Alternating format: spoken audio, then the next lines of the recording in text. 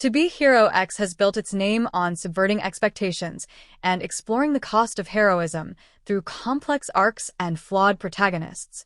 Yet among all its dynamic heroes, Queen remained one of the most divisive until now. Episode 12 didn't just deliver Queen's most intense showdown yet, it also reframed her arc in a way that demands reconsideration. For many fans, what began as a disappointing character study has now evolved into one of the series' most quietly powerful narratives. In earlier episodes, Queen was hyped as a top-tier fighter, ranked just below Hero X himself on the Hero Affairs Commission's leaderboard. Her introduction carried the promise of a climactic clash, one where she could potentially challenge the series' central figure. But when her highly anticipated fight with Hero X ended in mere seconds, fans were left stunned and, in many cases, underwhelmed. Her defeat didn't just hurt her credibility in the story, it led to backlash from both the show's universe and its real-world audience. Viewers began dismissing Queen's strength, questioning her reputation, and even ridiculing her motives. The irony is that To Be Hero X deliberately mirrored this fan criticism within its own narrative. In-universe media mocked Queen's loss, comedians made cheap jokes, and public sentiment turned against her. What initially felt like a narrative misstep was actually the groundwork for a sharp, meta-layered arc that culminates beautifully in her battle against Boa. That fight was no throwaway spectacle. Queen's confrontation with Boa exposed a deep tension that goes beyond fists and power rankings.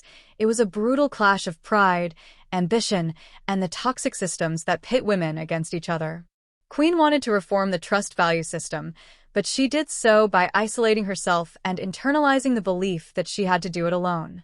Boa, on the other hand, mirrored the classic case of internalized misogyny, accusing Queen of sleeping her way to the top, discrediting her achievements, and fighting to reclaim her own status, not for justice, but for personal validation. Both characters embodied different kinds of strength, and both paid dearly for it. Queen may have landed the final blow, but her injuries sidelined her from future tournaments, shaking her sense of purpose. Boa, in her blind pursuit of dominance, lost everything she had built. There was no clear winner, only two women brought down by a rigged system and their refusal or inability to trust anyone else.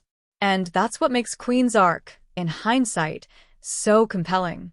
While earlier protagonists like Lin Ling, Yang Chung, and Lucky Cyan each had their time in the spotlight with rich, layered storytelling, Queen's story is subtler, slower, and more reliant on viewer reflection.